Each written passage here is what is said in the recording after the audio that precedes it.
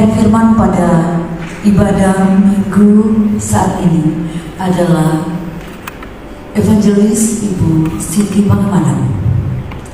Mari kita mempersiapkan hati dan pikiran kita untuk kita memasuki ibadah saat ini, mengundang Roh Kudus Tuhan untuk kita boleh mempersiapkan hati dan pikiran kita. Bersama seluruh majelis yang bertugas mengucapkan kepada Bapak Ibu, saudara-saudari dimanapun berada, selamat bersekutu dalam ibadah onsite dan sekaligus live streaming saat ini. Khususnya kepada Bapak Ibu, saudara-saudari yang berasal dari jemaat lain namun berkenan mengikuti ibadah ini. Semoga ibadah dan pemberitaan firman hari ini memberi kekuatan baru kepada kita dan semakin meneguhkan iman dan pengharapan kita kepada Tuhan.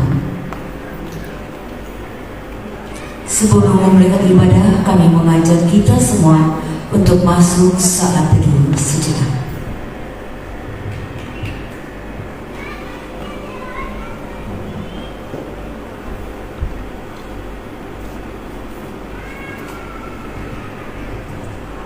Dengan mengucapkan selamat beribadah, kami undang jemaat berdiri.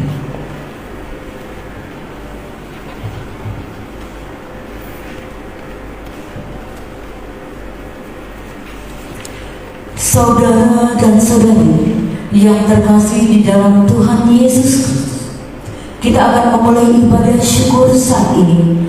Mari kita menyiapkan hati kita dengan mengingat sabdanya demikian. Masuklah melalui pintu gerbangnya dengan mengingat syukur, ke dalam pelatarannya dengan puji-pujian. Bersyukurlah kepadanya dan pujilah namanya. Sebab Tuhan itu baik, kasih setianya untuk selama-lamanya, dan kesetiaannya tetap turut-temurun. Amin.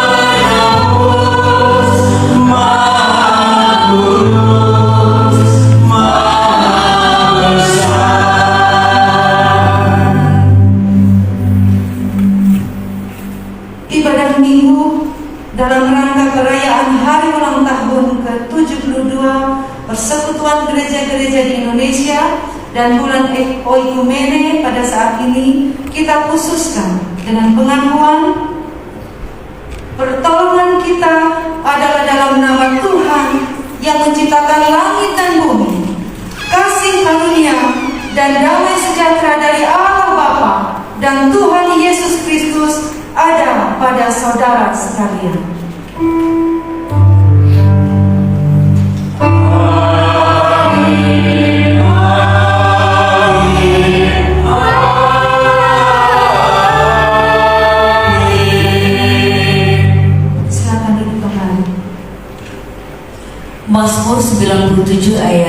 1 sampai dengan 17 menyatakan demikian.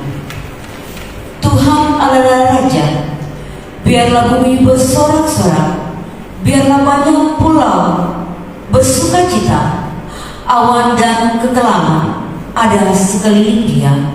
Keadilan dan hukum adalah tumpuan tahtanya, api menjalar di hadapannya dan menghanguskan para lawannya sekeliling.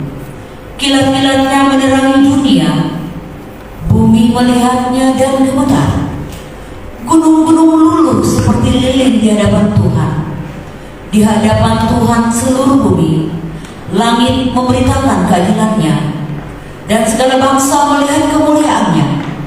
Semua orang yang beribadah kepada patung dan mendapat malu, orang yang memegahkan diri karena berhala-berhala, segala alat sujud menyembah kepadanya. Sion mendengarnya dan bersukacita, putri-putri Yehuda bersorak-sorak oleh karena penghukumanmu, ya Tuhan, sebab Engkaulah, ya Tuhan, yang maha tinggi di atas seluruh bumi. Engkau sangat dimuliakan di atas segala Allah. Hai orang-orang yang mengasihi Tuhan, bencilah kejahatan. Dia yang memelihara nyawa orang-orang yang dikasihinya akan melepaskan mereka dari tangan-tangan orang fasik. Terang sudah terbit bagi orang-orang benar, dan sukacita bagi orang-orang yang tulus hati. Bersukacitalah karena Tuhan, hai orang-orang benar, dan nyanyikanlah syukur bagi namanya yang kudus.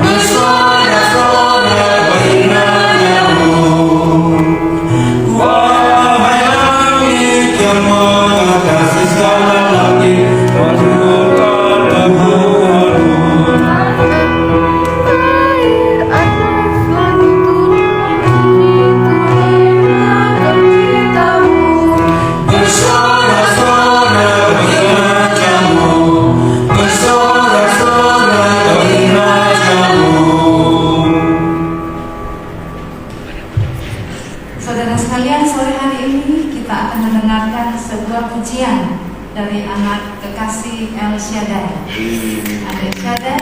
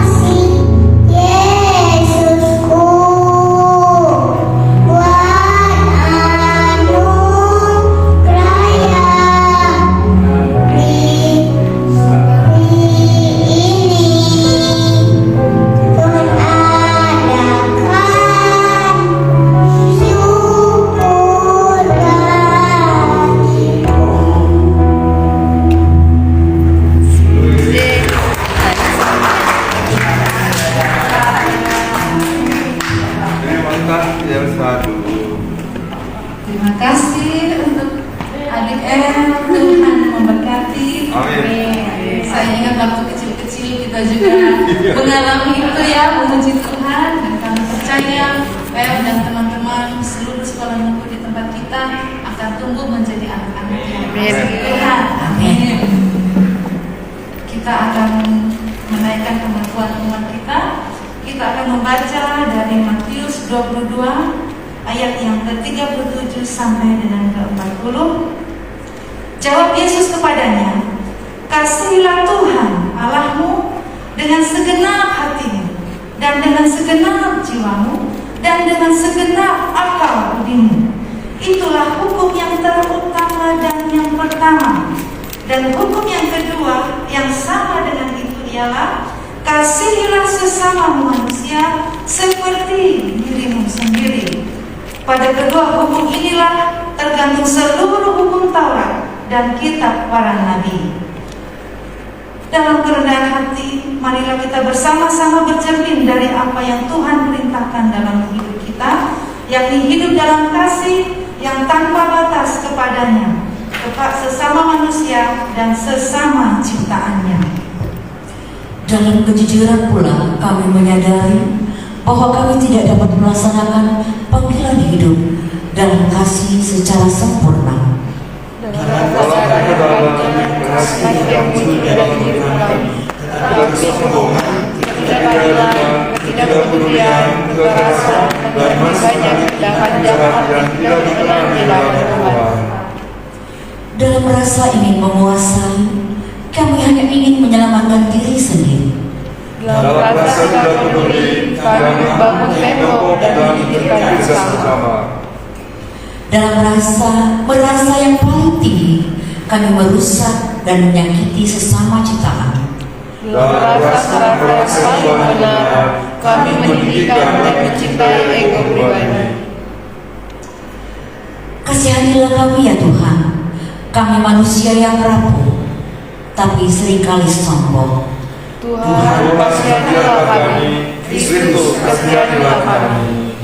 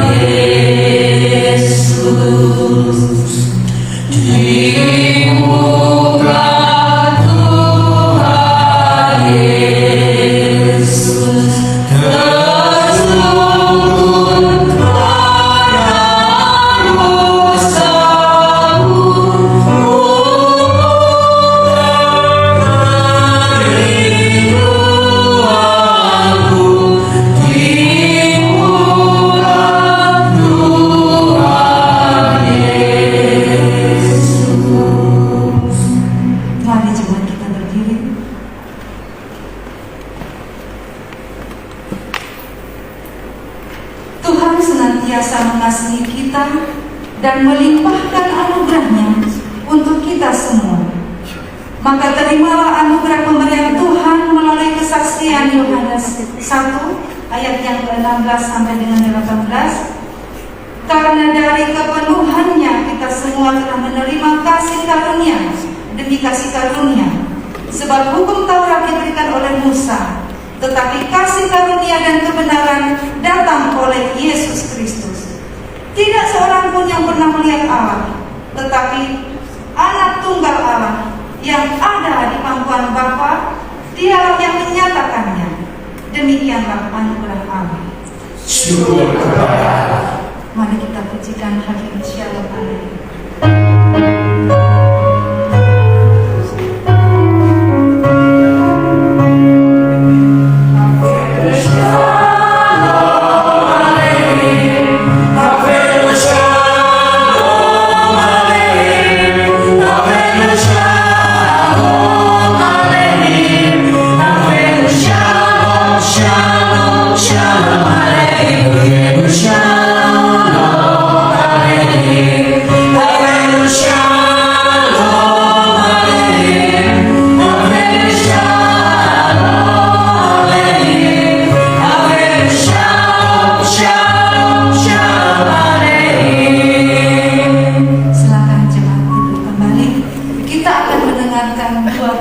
Ada trio, ada duet, kami persilahkan. Wih, mantap.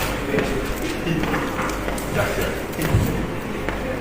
Duet terus dahsyat. Silakan duet dulu. Oh, dulu deh.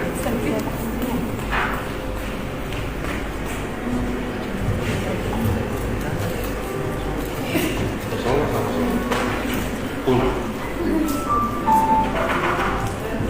Solo sama solo.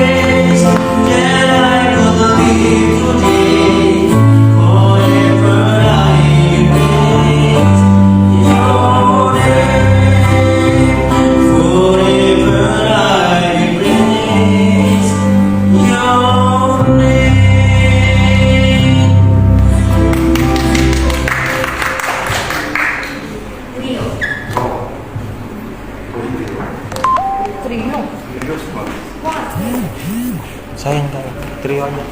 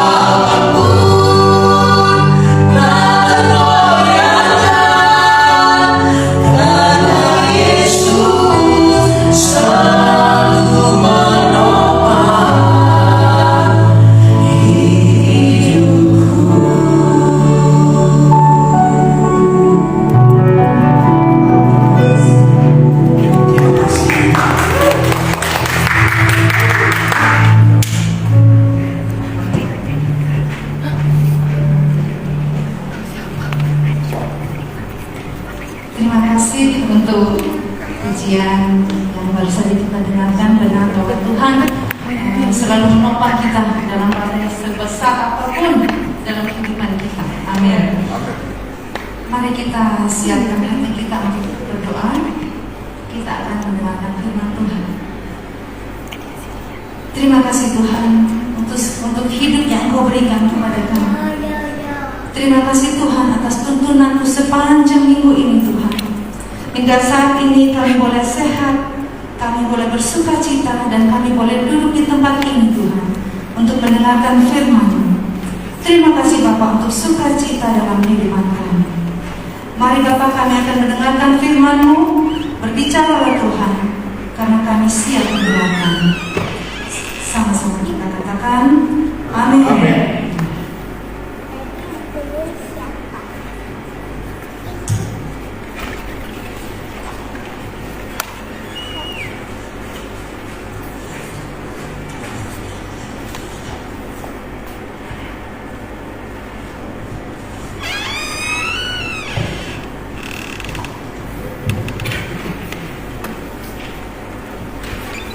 Pembacaan pertama terdapat dalam Keluaran 20 ayat 1 sampai 21.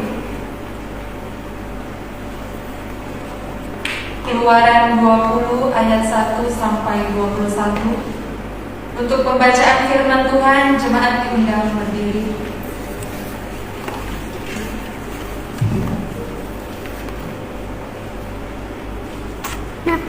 Ke-10 firman. Lalu Allah mengucapkan segala firman ini, Akulah Tuhan, Allahmu yang membawa engkau keluar dari tanah Mesir, dari tempat perbudakan. Jangan ada padamu Allah lain di hadapanku. Jangan membuat bagimu patung yang menyerupai apapun yang ada di langit, di atas, atau yang ada di bumi di bawah, atau yang ada di dalam air di bawah bumi. Jangan sujud menyembah kepadanya atau beribadah kepadanya, sebab Aku, Tuhan Allahmu, adalah Allah yang cemburu, yang membalaskan kesalahan bapa kepada anak-anaknya, kepada keturunannya yang ketiga dan keempat dari orang-orang yang membenci Aku. Tetapi Aku menunjukkan kasih setia kepada beribu-ribu orang, yaitu mereka yang mengasihi Aku dan yang berpegang pada perintah-perintah-Ku. Jangan menyebut nama Tuhan Allahmu dengan sembarangan, sebab Tuhan akan memandang bersalah orang yang menyebut namanya dengan sembarangan. Ingatlah dan kuduskanlah hari Sabat. 6 hari lamanya engkau akan bekerja dan melakukan segala pekerjaanmu. Tetapi hari ke-7 adalah hari Sabat Tuhan Allahmu, maka jangan melakukan sesuatu pekerjaan, engkau atau anakmu laki-laki, atau anakmu perempuan, atau hambamu laki-laki, atau hambamu perempuan, atau hewanmu, atau orang asing yang di tempat kediamanmu. Sebab 6 hari lamanya Tuhan menjadikan langit dan bumi, laut dan segala isinya, dan Ia berhenti pada hari ke-7. Itulah sebabnya Tuhan memberkati hari Sabat dan menguduskannya. Hormatilah ayahmu dan ibumu, supaya lanjut umurmu di tanah yang diberikan Tuhan Allahmu kepadamu. Jangan membunuh, jangan berzina, jangan mencuri, jangan mengucapkan saksi dusta tentang sesamamu, jangan mengingini rumah sesamamu, jangan mengingini istrinya, atau hambanya laki-laki, atau hambanya perempuan, atau lembunya, atau keledainya, atau apapun yang dipunyai sesamamu. Seluruh bangsa itu menyaksikan burung mengguntur, kilat sabun menyambung, sangkakala berbunyi dan gunung berasap. Maka bangsa itu takut dan gemetar, dan mereka berdiri jauh-jauh. Mereka berkata kepada Musa, Engkaulah bicara dengan kami, maka kami akan mendengarkan. Tetapi janganlah Allah berbicara dengan kami, nanti kami mati. Tetapi Musa berkata kepada bangsa itu, Janganlah takut, sebab Allah telah datang dengan maksud untuk mencoba kamu, dan dengan maksud supaya takut akan Dia ada padamu, agar kamu jangan berbuat dosa. Adapun bangsa itu berdiri jauh-jauh, tetapi Musa pergi mendekati embun yang kelam di mana Allah ada.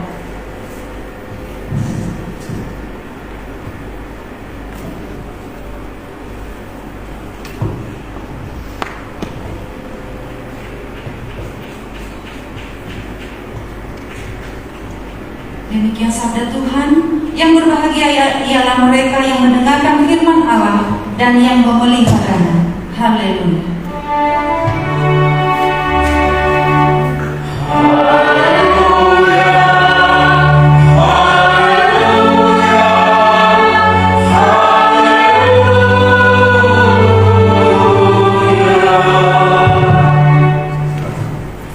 Shalom saudara, selamat sore semuanya. Ada sukacita sore hari ini.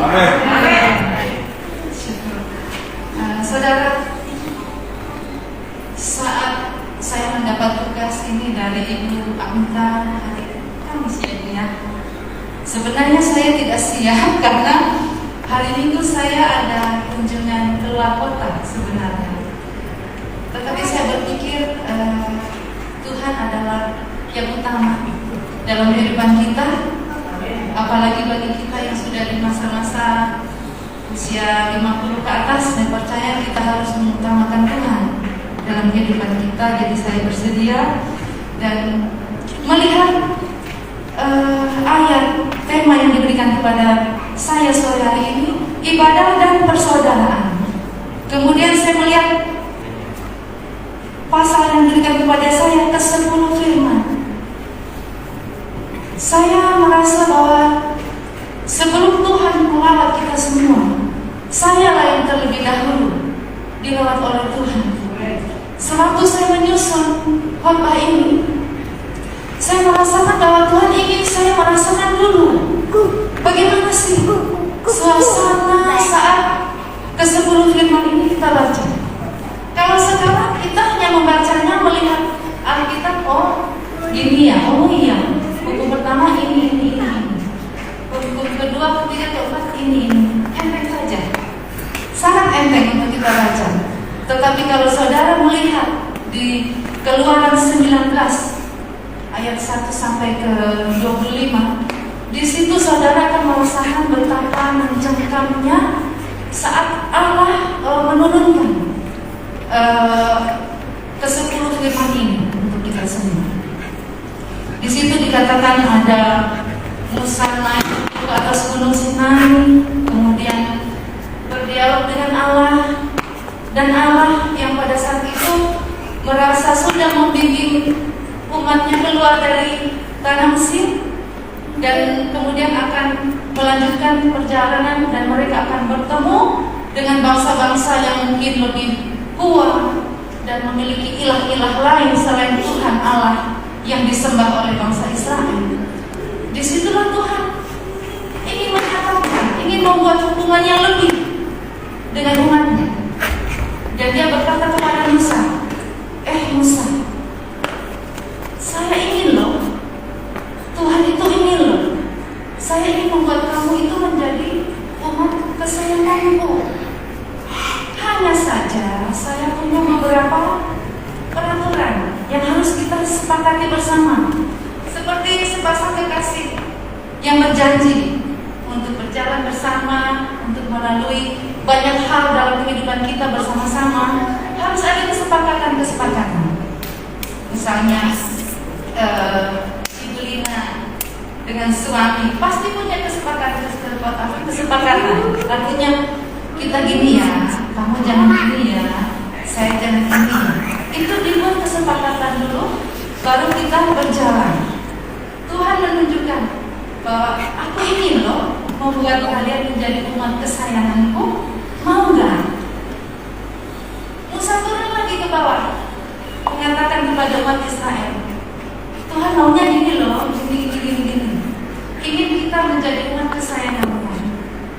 Bangsa Israel dengan lantang berkata, iya kami siap. Naik lagi Musa, berkomunikasi lagi dengan Tuhan. Dan Tuhan katakan, oke, kalau bangsa Israel siap, 3 hari lagi kita bertemu.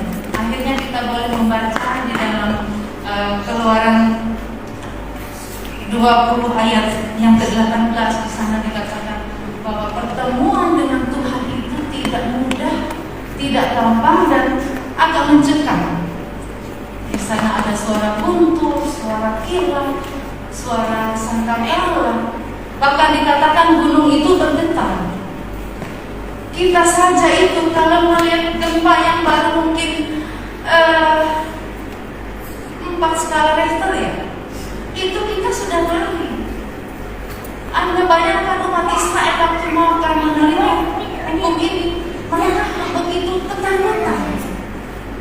Tapi bagaimana? Itu cara Tuhan datang kepada kita ke dalam dunia yang begitu mengerikan. Jadi saudara, saya hanya ingin menggambarkan sedikit bahwa yang namanya ke-10 firman ini adalah sesuatu hal yang tidak gampang, tidak mudah, sehingga kita tidak menyepelekan dalam kehidupan kita. Sama sekali tidak boleh. Bahwa benar-benar apa yang Tuhan tuliskan di dalam ke-10 firman ini harus kita hargai. Apa yang Tuhan janjikan, apa yang Tuhan perintahkan harus kita laksanakan dengan baik. Demikian saudara, hukum Tuhan secara garis besar itu terbagi atas 2 bagian. Dari hukum pertama, perintah pertama sampai dengan ke-4, itu Allah mengatur hubungan Allah dengan kita. Saya mungkin tidak akan membahas semuanya, mengingat keterbatasan waktu. Saya ingin fokus pada ibadah. Di dalam hukum yang pertama dan ke-4, Allah mengatur bagaimana sih kita ini harus bergaul dengan Allah. Bagaimana kita itu harus menyembah Allah, menghormati Allah. Tentu tidak bisa dengan semua kita. Yang menjadi pertanyaan saya sekarang adalah, mari kita introspeksi diri kita masing-masing. Semua sore hari ini, apakah semangat kita, roh kita, diri kita saat beribadah dengan Tuhan itu, apakah kita masih punya roh yang menyala-nyala? Apakah masih ada kerinduan yang begitu dalam untuk bertemu dengan Tuhan? Atau hanya kita namanya doa pagi ya, doa pagi. Doa pagi yang sekedar formalitas. Benar ada kerinduan di hati kita saat itu.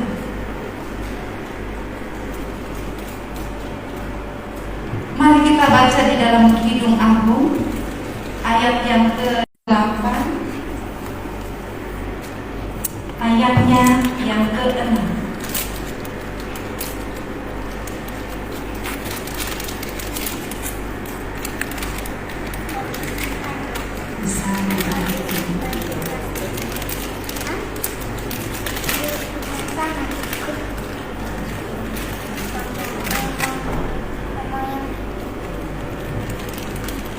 Kidung Agung 8 ayat yang ke-16.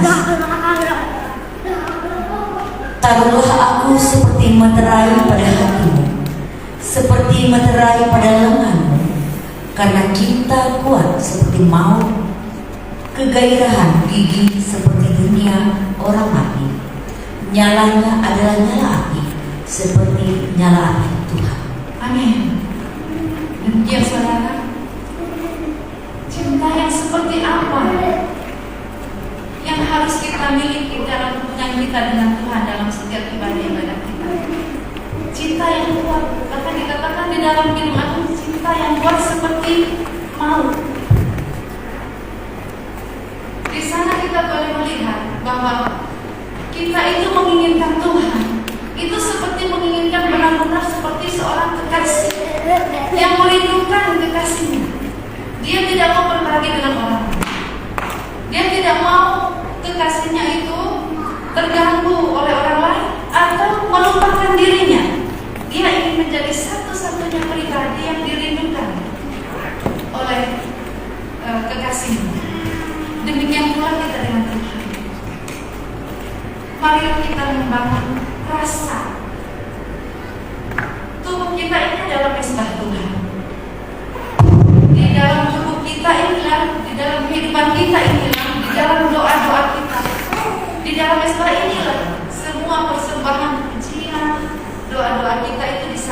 kepada Tuhan. Berarti di dalam diri kita yang adalah mesbah Tuhan, ada api dari Tuhan.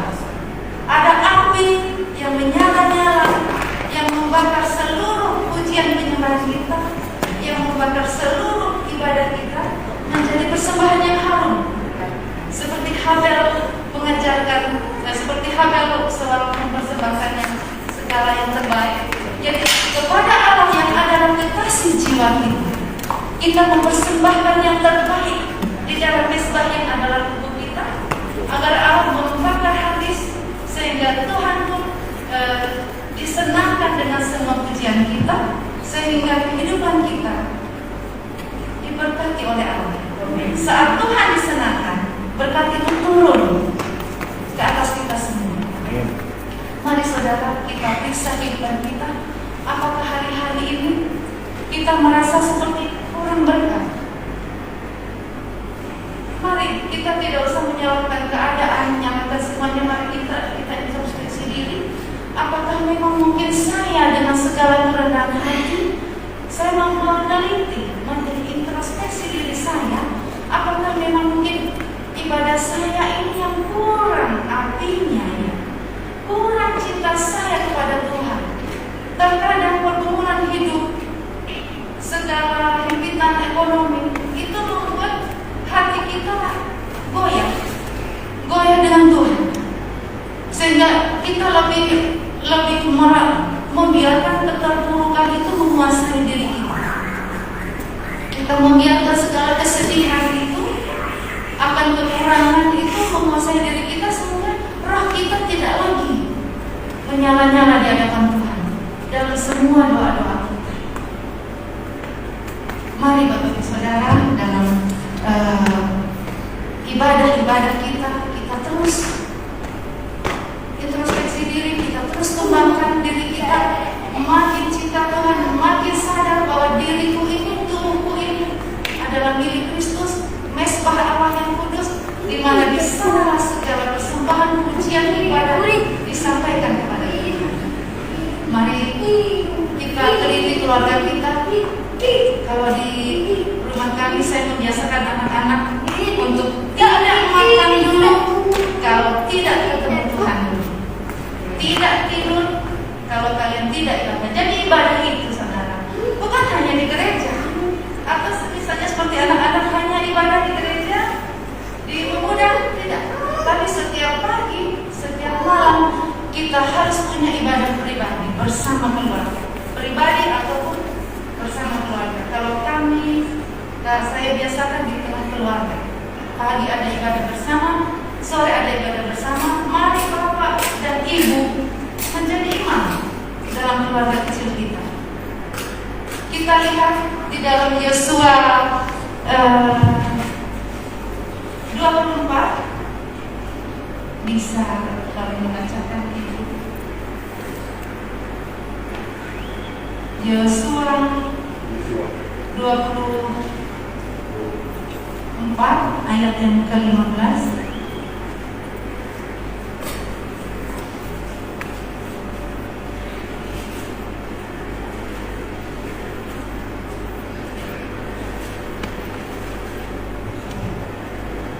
Yosua 24 ayat yang ke-15. Tetapi jika kamu anggap tidak baik untuk beribadah kepada Tuhan, pilihlah pada hari ini kepada siapa kamu akan beribadah. Allah yang kepadanya nenek moyangmu beribadah di seberang sungai Efrat, atau orang Amori yang negerinya kamu diami ini. Tetapi aku seisi rumahku, kami akan beribadah kepada Tuhan. Amin. Yosua saja yang seorang hakim, seorang nabi di tengah bangsa Israel bisa berkata, kalau kalian tidak mau beribadah kepada Tuhan, saya dan keluarga saya mau beribadah kepada Tuhan. Amin, saudara. Amin. Saya melihat bahwa di masa Yosua itu banyak godaan dari sekitar mereka, bangsa-bangsa yang tidak percaya kepada Tuhan, sama dengan kita sekarang. kita dikelilingi oleh teman-teman yang lain, tetangga kita, sepupu kita, belum yang lain-lain. Anak-anak kita pun demikian. Di dalam pergaulannya sehari-hari mereka banyak melihat, oh, kelompok itu melakukan pertemuan ini. Wow, keren.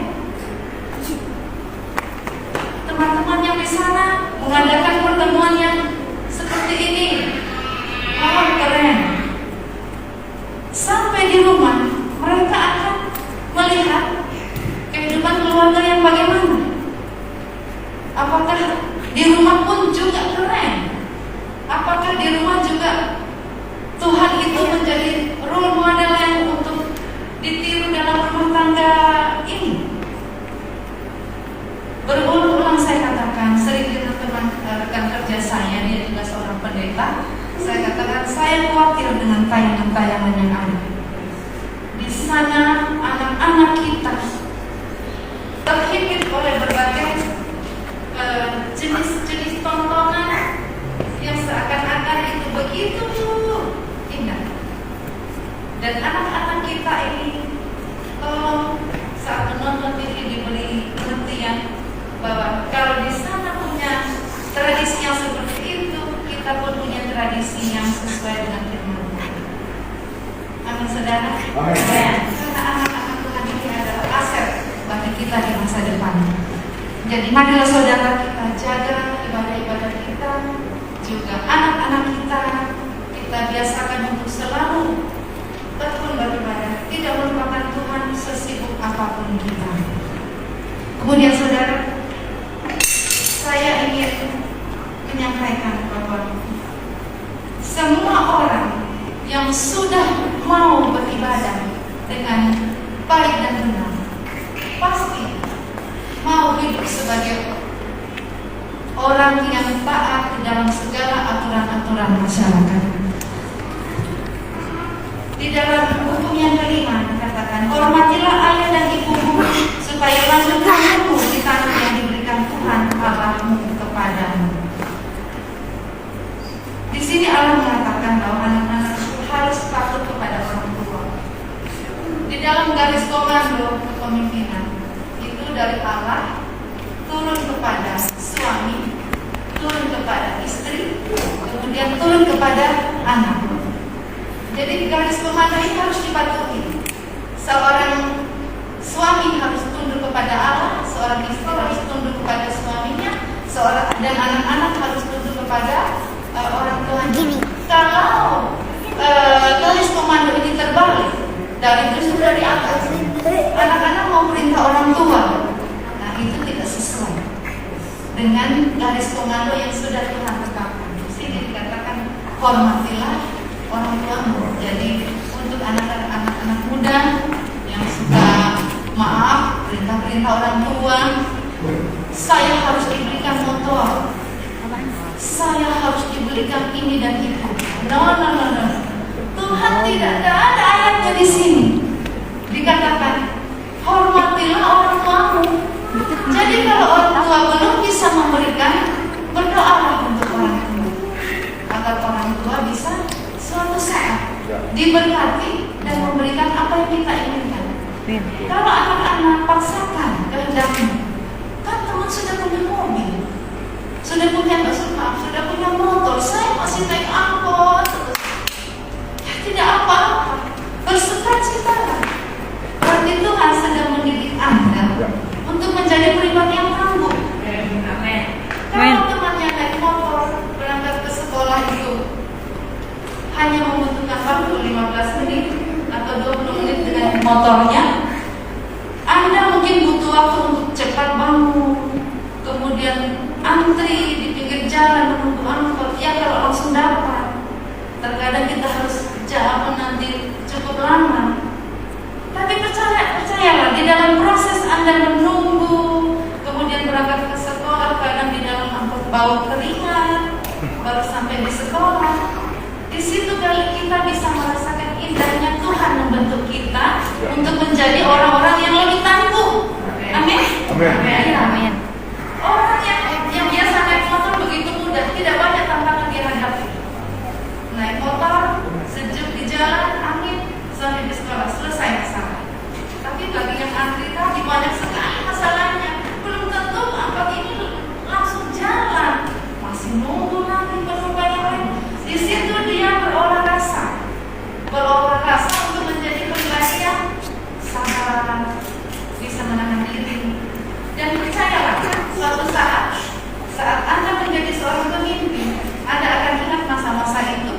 Anda akan menjadi pemimpin yang tangguh, bahwa saya dulu sudah pernah merasakan semua penderitaan di masa lalu. Jadi bersyukurlah kalau saat ini adik-adik semua, anak-anak semua ada dalam masa-masa proses pendidikan. Dan Tuhan itu Allah yang teliti.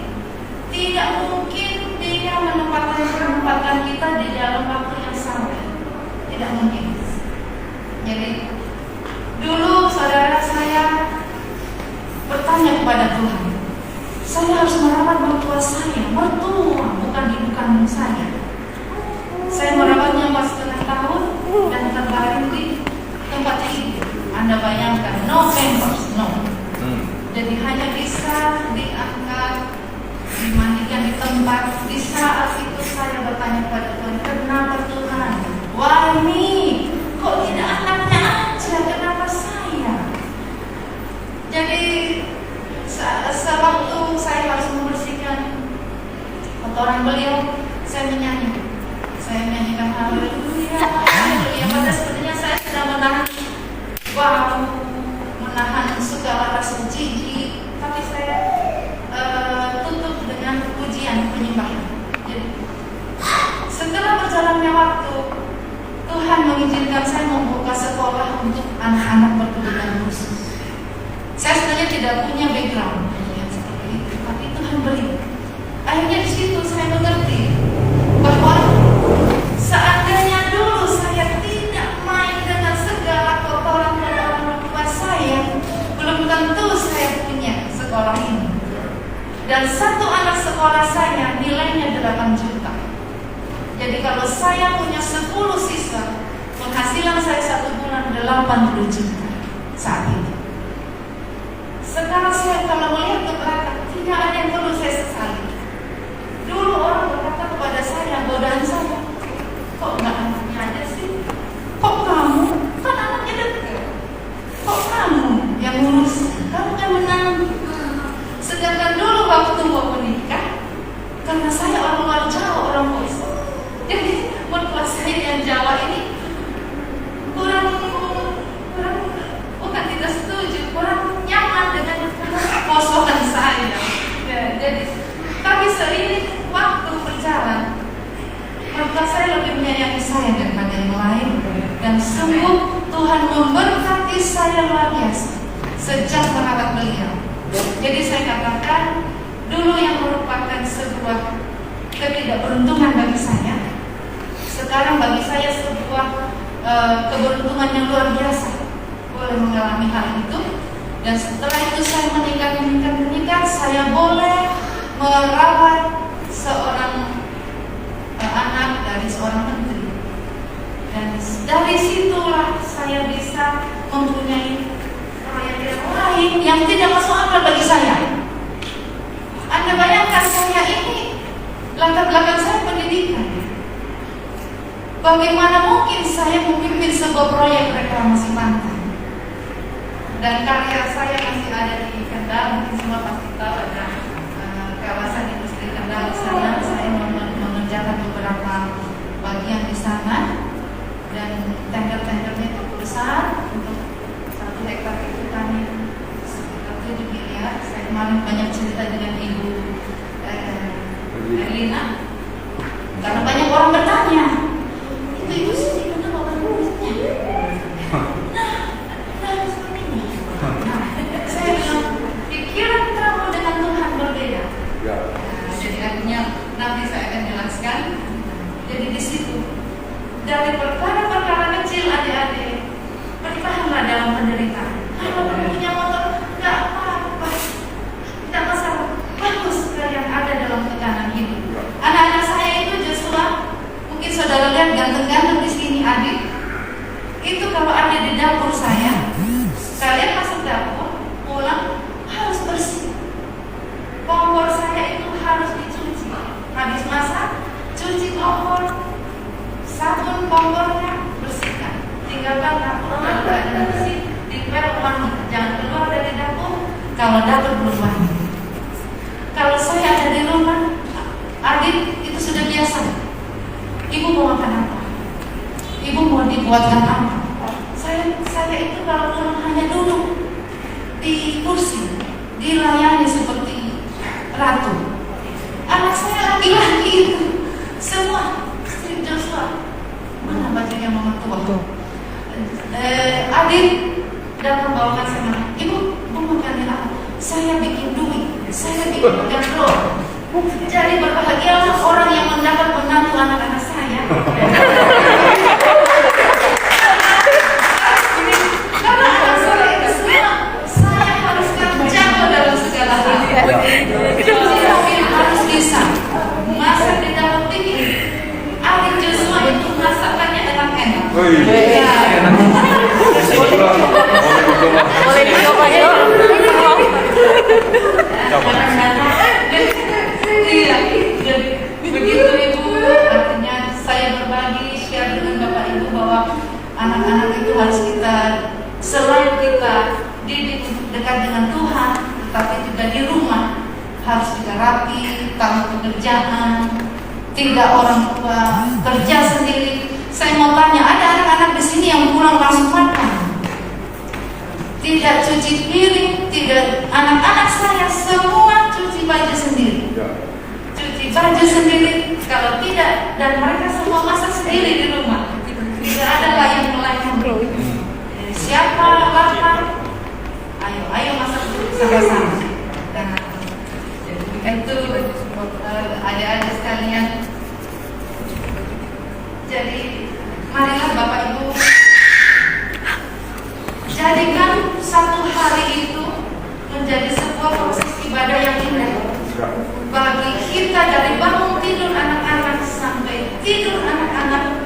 Jadikan sebuah, kalau saya biasa membuat jadwal untuk murid-murid saya dari bangun tidur sampai tidur kembali. Jadi itu semua setiap hari ada, dan itu saya evaluasi untuk setiap minggu, setiap 3 bulan, 6 bulan, dan tahun.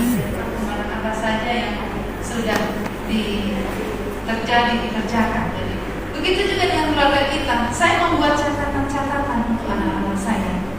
Seperti anak-anaknya saya katakan, kalian tidak boleh kenal uang dulu, tidak boleh bekerja dulu di luar kalau kalian tidak kenal Tuhan. Karena sangat berbahaya bagi anak-anak muda yang langsung kenal uang.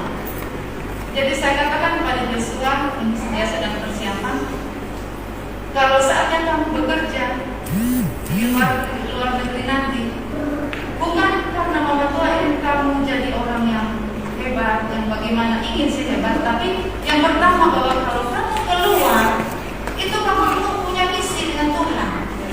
Kamu akan memberitakan Injil Kristus di tempat baru yang Tuhan berikan. Buat apa kita berjuang kalau sampai di tempat yang baru kalian tidak membuat apa-apa? Jadi tujuan hidup pertama kita untuk bekerja, anak-anak kita itu yang nomor satu adalah memuliakan Tuhan dulu, baru mencari nafkah. Itu yang kedua. Saya percaya anak-anak di tempat ini akan diberkati Tuhan. Remaja di tempat ini akan tumbuh menjadi remaja yang mengutamakan Tuhan dulu. Jangan bicara uang, jangan bicara fasilitas dengan orang tua. Nomor satu dirimu bagaimana dengan Tuhan. Kalau kalian ibadah sungguh-sungguh, kalian minta sama Tuhan berkati orang tuamu, disitulah Tuhan akan memberkati dan kalian akan menerima hak kalian. Amin. Kemudian yang selanjutnya, perintah yang ke-6, jangan membunuh. Saudara, semarah-marahnya kita, se-emosi-emosinya kita sebagai manusia, jangan lupa untuk mengontrol diri kita, mengontrol emosi kita, karena untuk melakukan pembunuhan itu bukanlah hak kita. Karena mencabut nyawa seseorang itu adalah hak Tuhan, bukan hak kita sebagai manusia. Jadi kalau kita ada dalam perasaan tidak puas, tidak senang, terhina, mari kita bawa ke dalam doa. Kalau seandainya itu menyangkut hak pribadi kita di dunia, kita punya cara yang lain, kita bisa menempuh jalur hukum. Tapi bukan kita lalu membunuh orang yang tidak kita sukai itu. Kemudian perintah yang ketujuh, jangan bersinah. Saudara, bersinah itu adalah sebuah perbuatan yang melanggar janji suci yang dilakukan oleh seseorang, dua orang. Misalnya ada orang rumah tangga, lalu salah satunya maaf selingkuh, itu melanggar janji suci. Jadi marilah Bapak Ibu terus nyalakan api cinta di antara suami istri agar supaya tidak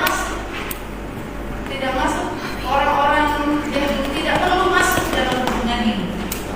Nah, saudara, sering orang bertanya kepada saya, Ibu Cindy, benar Ibu Cindy itu tidak punya deodorant dalam kehidupan hidup. Saya katakan, kamu aneh ya. Anda pikir hidup itu hanya sebatas mungkin pengaruh tontonan ya Ibu ya. Berat. Bahwa nenek 50 tahun saja, 60 tahun masih menikah. Saya sering berbalik Ibu kepada mereka, kamu tahu nggak? Di masa-masa dulu, di zaman ibu saya, seorang wanita yang 50 tahun menikah itu kayak sudah malu. Mereka tidak memikirkan hal-hal yang seperti itu. Jadi saudara, untuk janda-janda yang masih muda, seandainya Anda punya waktu, punya kesempatan untuk menikah lagi, asal beres, silakan. Tapi untuk janda-janda yang sudah tua, seperti saya ini, saya sudah 52. Jadi mari kita posisikan diri kita di dalam masyarakat, menjadi seorang ibu yang bisa didengarkan, ibu yang membina masyarakat, bahkan di dalam gereja ibu yang bisa membantu adik-adik bagaimana membagikan pengalamannya. Tidak usah berusaha genit-genitan mengganggu suami orang. Ya kan? Sekarang kan sudah tua berlaga masih seperti anak muda. Iya. Jadi saya cukup prihatin dengan tayangan-tayangan sekarang itu seakan-akan membuat nilai-nilai baru bahwa orang-orang yang sudah tua itu, saya tidak menyalahkan sepenuhnya ya, tetapi apakah tidak bisa orang yang sudah tua itu berdiam dirilah di hadapan Tuhan, berdoa, mendukung semua pekerjaan Tuhan yang ada di sini.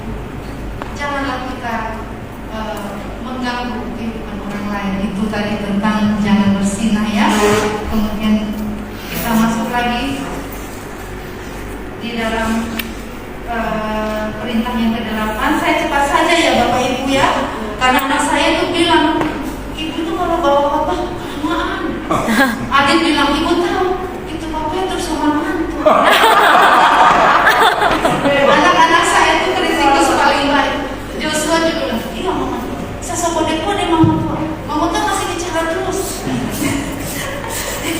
Jadi kita ada janjian, mama tua pernah sokode, terus dengan janji berhenti juga. Iya, kemudian yang ke-8 jangan mencuri. Ya, kita semua sudah tahu. Kemudian yang ke-9 jangan mengucapkan saksi dusta tentang sesama. Ya. Hal ini yang memang agak sulit ya, karena memang kita sebagai manusia tidak luput dari fitnah, suka, apalagi perempuan suka berkabar ke sana kemari. Tapi kita bisa, tidak ada yang tidak bisa, kita pelan-pelan bahwa kalau mau cerita ya jangan yang berbau bohong, karena bohong itu sangat berbahaya. Kemudian yang ke-10 jangan mengingini rumah sesamamu, jangan mengingini istrinya atau hambanya laki-laki atau hambanya perempuan atau lembunya atau keledainya atau apapun yang dipunyai sesamamu. Artinya berpadanlah dengan apa yang ada, Kalau saat ini kita baru punya gaji 3 juta, mengucap syukur. Kalau kita baru punya uang 2 juta, mengucap syukur. Buktinya kita tetap teruskan. Saudara, kalau saudara mau katakan, iya, ibu sini ngomong begitu gampang, tidak merasakan yang seperti saya rasakan. Siapa bilang? Saya dulu sering tidak punya uang dalam satu hari. Kami harus bertahan dengan uang 1.000 itu bagaimana? Tapi kamu bisa terus menang. Jadi suami saya itu Bapak Ibu, dalam gajian dia hobi sekali buat investasi. Bahkan ini saya kemarin lupa sekali. Saya dihubungi bahwa dulu ibu pernah mengurus tanah di Kambas, saya lupa. Saya pernah punya tanah di Kambas seluas, saya belinya per 2 hektar, 29 hektar. Saya beli dari sepupu saya, total itu 29 hektar, dan saya sedang memikirkan kira-kira tanah itu mau saya apa. Itu kami hidup dalam dikatakan kekurangan, iya, tapi bisa berinvestasi. Jadi suami saya itu katakan harus nabung dulu, baru dari sisa uang ini harus cukup bagaimanapun caranya. Jadi saya memang terlihat seperti orang yang tidak punya apa-apa. Saya tidak punya mas-masan, tidak punya ini dan itu, tapi puji Tuhan investasi ada. Karena itu dari apa? Suami saya yang membuat investasi. Nah, jadi mari kita puas dengan apa yang ada. Kalau hanya baru bisa makan tempe, tahu, memangnya kenapa kalau makan tempe, tahu? Atau memangnya kenapa kalau kita baru bisa makan nasi dengan ikan garam? Anak-anak itu sudah tahu kalau waktu saya bilang, saya selalu katakan jangan pernah masakan ibu ayam atau daging. Kalau ibu pulang, yang kamu buat hanya dabu-dabu saja. Saya bisa makan hanya dengan dabu-dabu. Jadi anak-anak itu tidak saya beri contoh bahwa setinggi apapun kamu nanti, jadi apapun kamu nanti harus tetap rendah hati, tidak bisa sombong, tidak bisa makan kalau tidak ada ini, kenapa sih makan sambal aja sehat. Anda tahu dabu-dabu kan vitamin C. Iya kan? Tidak masalah. Iya. Kemudian saya juga sekarang, dulu waktu awal pernikahan saya dibebani dengan banyak adik-adik. Jadi sebelahan adik-adik.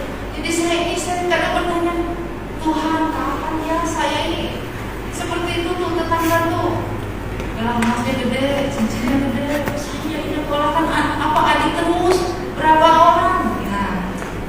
Tapi saudara, hal itu sekarang saya melihat bahwa itulah cara Tuhan untuk membentuk saya menjadi pribadi yang satu sadar, kemudian kita menjadi pribadi yang lebih pasrah kepada Tuhan, bisa menerima keadaan apapun yang Tuhan sedang taruh dalam kehidupan kita sekarang ini. Kemudian perintah yang dari perintah yang ke-5 sampai dengan 10, jika kita jalankan dengan baik di dalam kehidupan kita, maka kita akan punya persaudaraan yang baik, baik di dalam keluarga, di dalam berjemaat, dan kita punya kemampuan untuk hidup selaras dengan masyarakat, dan kita boleh menjadi kitab yang terbuka bagi dunia, sehingga dunia boleh melihat bahwa oh iya, kehidupan orang Kristen itu baik. Saya mau seperti mereka.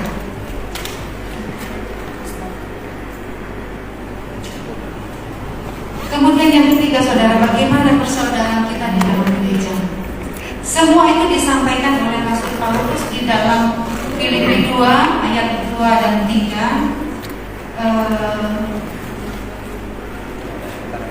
Di situ dikatakan, Filipi 2 ayat 2 dan 3, di situ dikatakan, karena itu sempurnalah sukacitaku.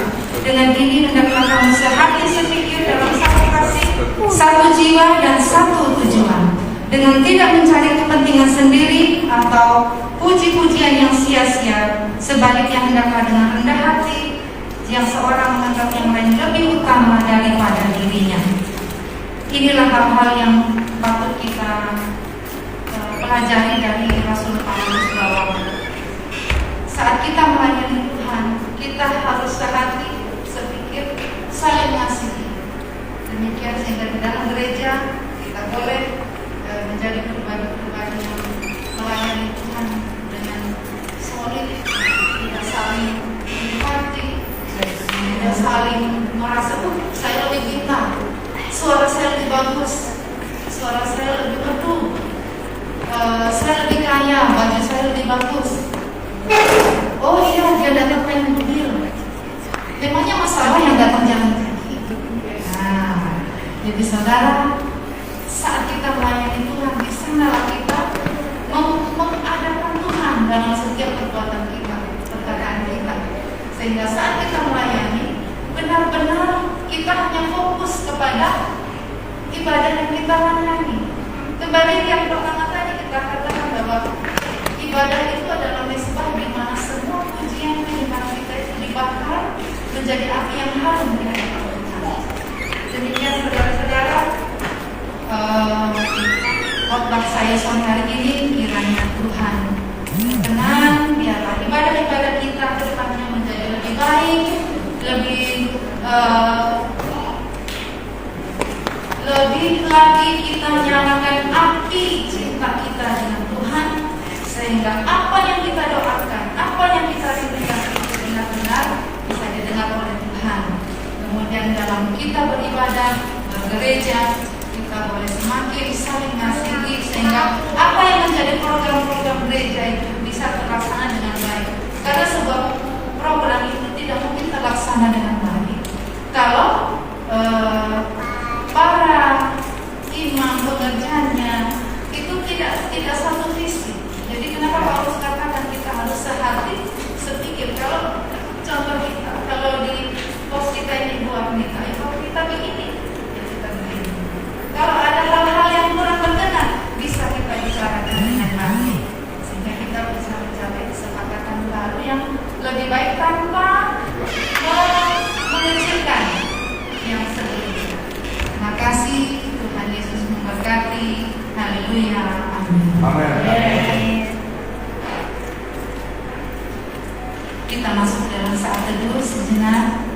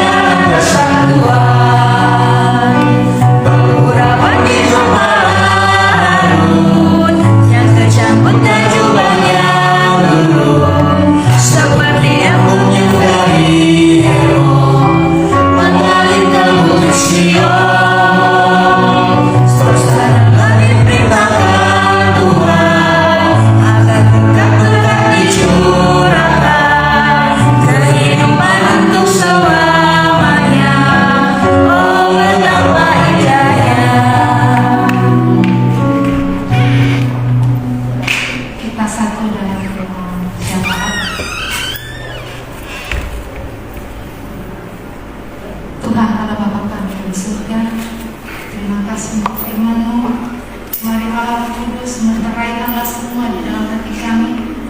Biarlah jemaat Tuhan boleh menjadi jemaat GKST Jakarta ini boleh menjadi jemaat-jemaat yang mengutamakan Tuhan dan ibadahnya di dalam ibadah sehari-hari. Boleh menjadi jemaat yang berapi-api Tuhan di dalam ibadah dan pelayanan. Mari Tuhan Allah Roh Kudus, Engkau terus tuntun jemaatnya, Engkau terus berikan hikmat Tuhan, agar kami semua boleh menjadi jemaat yang luar biasa di hadapan-Mu. Bapa di dalam surga, kami berdoa untuk bangsa dan negara pemerintah kami Indonesia. Tuhan Yesus, Engkau beri hikmat-Mu Tuhan kepada Presiden kami Bapak Jokowi untuk dapat memimpin negara kami, bekerja sama bersinergi dengan menterinya, kemudian dengan pemerintahan dari tingkat desa sampai ke tingkat pusat. Tuhan senantiasa memberkati juga DPR kami pun semua boleh bekerja sama dengan baik menciptakan negara Indonesia yang aman, damai dan maju di dalam segala bidang. Bapa di dalam surga, kami berdoa untuk pemulihan dan rehabilitasi wilayah bencana alam dan bencana alam yang terjadi di Indonesia. Tuhan Yesus, Engkau ada bersama-sama dengan mereka dan dalam suka dan duka. Tuhan cukupkan semua apa yang mereka butuhkan. Tuhan hiburkan mereka Tuhan, terutama anak-anak. Mari Tuhan Yesus senantiasa ada di sana dan kami percaya kuasa Roh Kudus senantiasa melakukan segala perkara. Senantiasa Tuhan boleh menghiburkan mereka dan lewat segala bencana alam itu Tuhan, nama Tuhan boleh dikenalkan. Bapa di dalam surga, kami juga berdoa untuk keamanan dan perdamaian dunia. Kami berdoa untuk Rusia dan Ukraina yang sedang bertikai. Mari Tuhan Yesus, Engkau beri hikmat-Mu Tuhan kepada pemerintah, kepada masing-masing pemerintah Tuhan, kedua pimpinan negara, agar mereka boleh memutuskan yang terbaik sesuai kebijaksanaan Tuhan. Juga untuk NATO dan sekutunya Tuhan Yesus, Engkau beri mereka semua hikmat agar mereka boleh menciptakan perdamaian dunia dan Tuhan Yesus nama-Mu dipermuliakan. Bapa, kami berdoa untuk PGI, PGIW, DKI khususnya PGIW DKI, DKST dan PGIW Indonesia dan kerjasama dengan agama lain dan rumah sakit PGI Cikini. Tuhan Yesus, Engkau senantiasa ada di tengah-tengah mereka.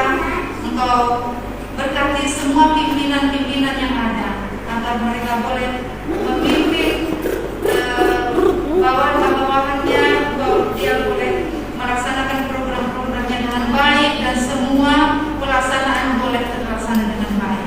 Mari Bapak Allah Kudus, Engkau tolong agar semua organisasi-organisasi-Mu ini Tuhan boleh senantiasa kuat di tengah-tengah dunia ini. Apapun masalah yang mereka hadapi, apapun kekurangan yang mereka hadapi, kami percaya setiap di mana nama-Mu diberitakan, Tuhan akan ada di sana untuk memberi kekuatan. Bapa dalam surga, kami juga berdoa untuk orang-orang tua kami yang lanjut usia, duda, janda, dan yatim piatu. Tuhan, hamba-Mu percaya, kami semua percaya bahwa Tuhan tidak pernah meninggalkan mereka. Tuhan menjadi Bapa yang penuh kasih, yang senantiasa akan mencukupkan semua apa yang mereka butuhkan. Terima kasih Bapak, terima kasih. Kami juga mengingat saudara-saudara kami yang sakit, Saudari Evelyn Putri Ranuntu yang sekarang sedang terbaring di RSCM Jakarta, kemudian Bapak German Budi Ruwadadi di Rumah Sakit Siloam Cikarang, kemudian Ibu Marika Torisumbi Mamahid, kemudian Saudara Stevi Taluan. Terima kasih Tuhan, Engkau ada bersama dengan mereka saat ini. Engkau yang paling tahu obat-obatan, terapi-terapi apa yang paling tepat untuk mereka. Engkau berkati Tuhan semua teman-teman dokter, para medis yang merawat mereka, agar boleh merawat mereka dengan baik dan akhirnya boleh menerima kesembuhan. Terima kasih Bapak. Kami juga berdoa untuk saudara-saudara kami, Ibu Ferma Pasoa Walenta, Saudara Willy Bow, Bapak Hans Pondawani, Bapak Yare Mosepe, Bapak Albert Sanjuku, Ibu Nikmat Kadiulu yang saat ini sedang dalam pemulihan kesehatan setelah menderita sakit. Tuhan Yesus senantiasa terus memberkati, terus menyiapkan obat-obatan yang diperlukan. Kemudian Tuhan juga menyiapkan orang-orang yang merawat di rumah. Tuhan juga memberkati sehingga mereka terus Tuhan boleh menerima kesembuhan. Bapak, kami juga berdoa untuk orang tua dan lanjut usia yang berulang tahun pada tanggal 16 Mei sampai 22 Mei 2022. Yang pertama, Saudara Ibu Yulin Muru ya. Kemudian tanggal 16 Saudari Bulan. Kemudian tanggal 20 Mei Bapak Pendeta Beni Neno Haran. Ya, mari Tuhan Yesus, terima kasih untuk usia yang baru yang Tuhan berikan. Di sinilah Tuhan menyatakan bahwa Engkau tidak pernah meninggalkan anak-anak Tuhan. Engkau terus Tuhan memberkati, membimbing, menuntun, membentuk mereka sepanjang usia yang Tuhan berikan. Terima kasih Tuhan, terima kasih. Makin Engkau nyatakan lagi kuasa-Mu dalam hidup mereka, makin Engkau nyatakan kasih-Mu Tuhan kepada mereka, sehingga di dalam kehidupan mereka boleh mengucap syukur bahwa Tuhan senantiasa ada menjadi kekuatan dalam kehidupan mereka. Terima kasih Bapak. Kami juga berdoa untuk ospek Maranatha di tempat ini. Kami mengingat Tuhan, Engkau kuatkan Bapak Pendeta Jenjeni, kemudian Ibu Agneta, kemudian bersama pengurus di tempat ini, Saudari Lina dan semuanya.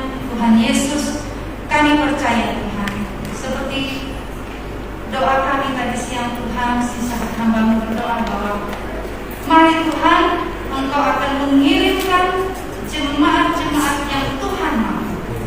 Kami tidak mencari Tuhan, tetapi kami percaya Tuhan akan mendatangkan jemaat-jemaat yang sesuai dengan kehendak Tuhan.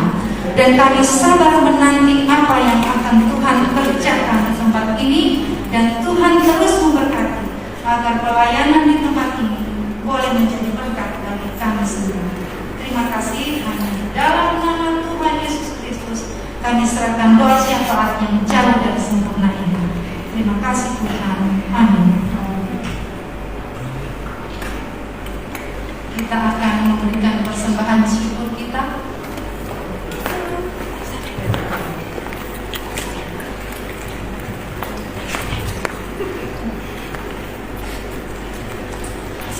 Bapak Ibu Jemaat kasih Kristus, tibalah saatnya bagi kita untuk memberikan persembahan syukur kita yang terbaik bagi Tuhan.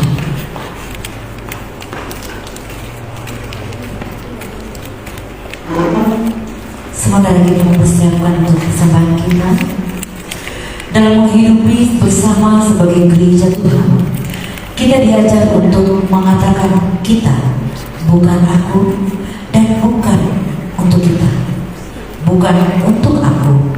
Oleh karena itu, marilah kita mengaturkan syukur atas anugerah Tuhan yang terus mengalir dalam kehidupan kita. Kita haturkan persembahan kepada Tuhan dengan mengingat sabda dari kitab 1 Tawarikh 29 ayatnya ke-14 yang berkata, sebab siapakah aku ini dan siapakah bangsaku, sehingga kami mampu memberikan persembahan sukadala seperti ini. Sebab daripada-Mu segala-galanya, dan dari tangan-Mu sendirilah persembahan yang kami berikan kepadamu.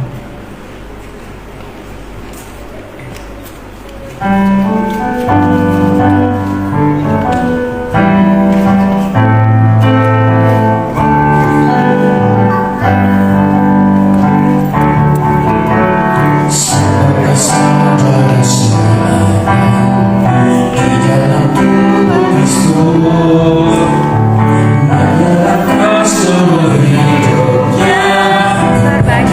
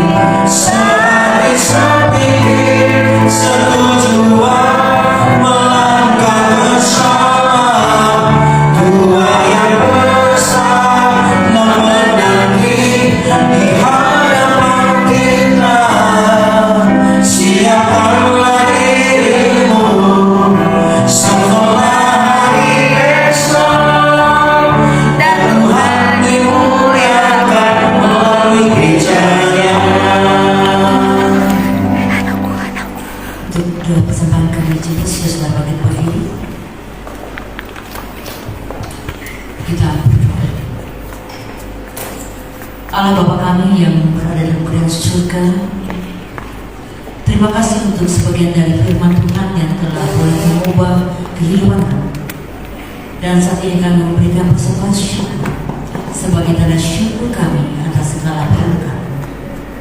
Terimalah dan biarlah persembahan ini menjadi hidup sebagai alat untuk memuliakan nama. Kami percaya bahwa tangan Tuhan tidak kurang panjang untuk memenuhi segala kebutuhan hidup kami. Terima kasih Bapa. Di dalam nama Yesus Kristus kami berdoa. Haleluya. Amin. Jemaat disilakan duduk kembali.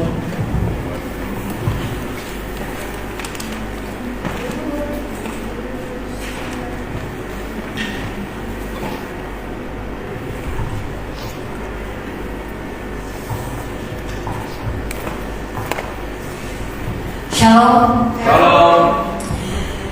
Baik Bapak Ibu jemaat sekalian, mohon waktunya sejenak untuk kita mendengarkan beberapa warta pokok hari ini, Minggu 22 Mei 2022. Majelis Jemaat GKSD Pos Pelayanan Maranatha Cibubur mengucapkan terima kasih kepada pelayan firman Evangelis Ibu Cindy Pangemanan atas pelayanannya. Tuhan Yesus memberkati. Majelis bertugas, pemain musik, puji-pujian dari sekolah minggu anak Elsa Day. Semoga makin bertumbuh dengan Tuhan dan pelayanannya boleh bersama-sama memuji Tuhan. Terima kasih anak-anak. Duet dari AP, Andre dan Petrus. AP. Kemudian trio aku, Pendeta Anita, Petrus dan Ul. Aneh bahasa mulai api. Luar biasa. Menjadi api seperti firman tadi yang disampaikan oleh pelayan firman kita. Menjadi api. Amin. Baik, kami lanjutkan. Kita masuk ke dalam bidang sekretariat. Mohon dukungan doa dari jemaat sekalian untuk saudara-saudara kita yang berada dalam keadaan sakit maupun dalam proses pemulihan. Orang tua dari Bapak Yoyo, suami dari Ibu Diakan Herlina Molowo, yang saat ini dalam keadaan sakit, sudah sembuh. Beliau berada di Jawa Timur, tepatnya di Probolinggo, kota Probolinggo. Mohon dukungan bagi kita semua jemaat dan juga Ibu Nikmat Tadiulu pasca operasi kista saat proses pemulihan. Semoga jemaat Tuhan kasih Tuhan memulihkan dan menyembuhkan saudara-saudara kita yang namanya terjatuh maupun tidak dalam pokok-pokok doa syafaat. Doa orang benar bila yang didoakan besar kuasanya. Yakobus 5 ayat 16b. Majelis Jemaat mengucapkan selamat ulang tahun kepada keluarga jemaat yang berulang tahun kelahiran dan keluarga-keluarga yang berada ulang tahun pernikahan sejak tanggal 22 Mei dari minggu berjalan ini. Kita masuk dalam bidang pelayanan dan penginjilan dan ekumener.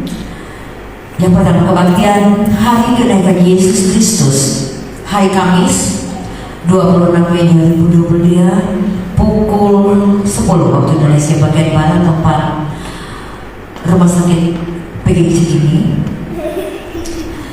Pelayan firman Pendeta Pinehas Stola Merah. Jadi untuk hari Kamis ini jemaat postal GKSD Maranatha Cibubur bergabung di di Kapel PGI Cikini. Kebaktian minggu depan, Minggu tanggal 29 Mei 2022 pukul 16 sampai selesai depan GPDI Genesari. Pelayan firman menyusul untuk pendamping bacaan kitab Diakan Herlina Molowo, liturgus penantu Bapak Agus Tanpi, dan pemain musik Bapak Risi Latika Stola Merah Hijau. Bidang keuangan, persembahan untuk dan persembahan tanggal 15 Mei 2022, persembahan kolektor 226.000 dan persembahan pembangunan 291.000 dengan total 577.000 rupiah. Ucapan terima kasih. Majelis Jemaat mengucapkan terima kasih kepada Bapak Ibu jemaat sekalian dan untuk keluarga yang telah memberikan persembahannya dan atau dana pembangunannya. Tuhan memberkati Ibu, Bapak, saudara-saudara sekalian. Warta lainnya, apabila Bapak Ibu jemaat sekalian membutuhkan pelayanan dari dan dapat menghubungi Sekretariat Jemaat GKSD Gloria Jakarta, Bapak Petrus Tolangir, dan juga bisa menghubungi Koordinator Pos Pelayanan Cibubur, Ibu Diakan Helena Malowo. Demikian warta hari ini, kami ucapkan terima kasih. Tuhan memberkati.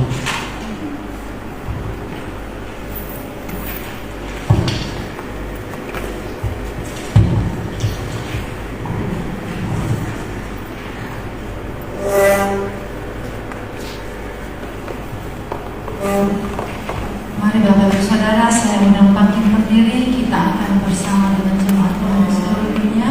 Kita akan berdoa Bapa kami. Bapa kami yang di surga, dikuduskanlah namamu, datanglah kerajaan-Mu, jadilah kehendak-Mu di bumi seperti di surga. Berikanlah kami pada hari ini makanan kami secukupnya, dan ampunilah kami atas segala kesalahan kami.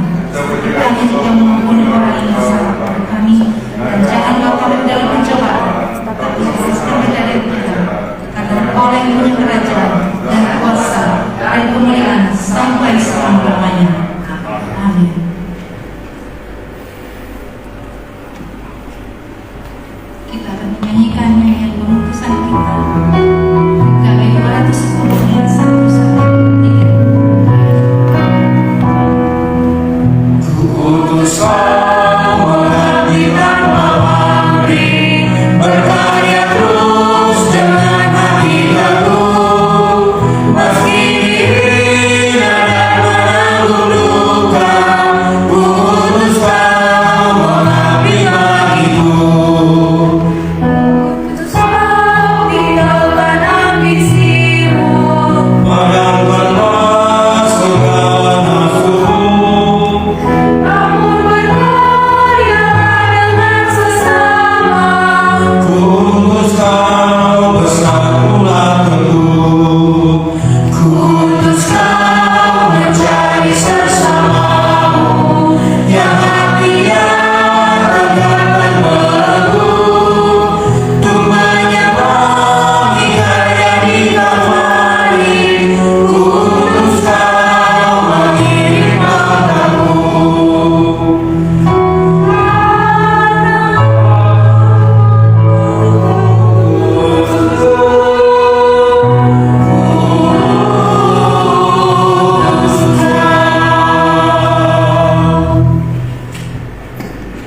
Bersama-sama dengan umat Tuhan di seluruh bumi dan di sepanjang segala abad, marilah kita mengikrarkan pengakuan iman kita menurut pengakuan iman rasuli.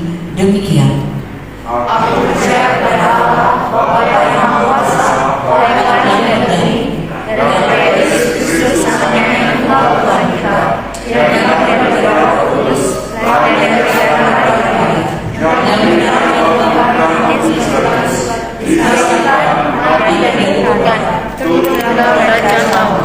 Pada hari meninggal, bangkit pula dari dalam mati, naik surga, duduk bersama Allah, Bapa yang Maha Kuasa, dan akan hadir di sana untuk menghakimi hidup dan mati.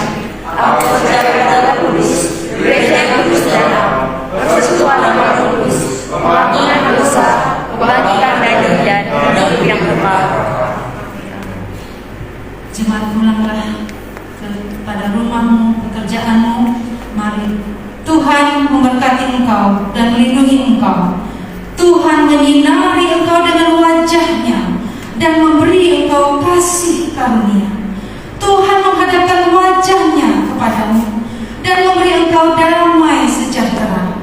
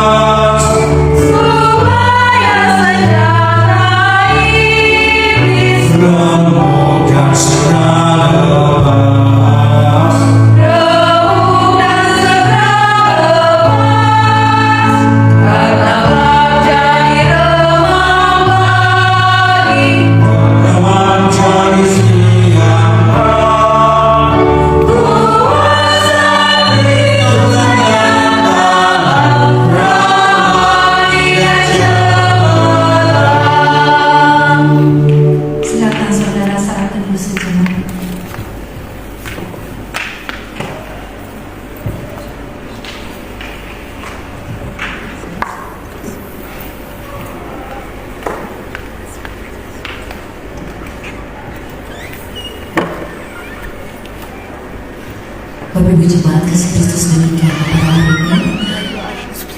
Tuhan Yesus memberkati kita semua. Amin. Untuk salam praise sister, kami silakan untuk jemaat bersalaman di depan dengan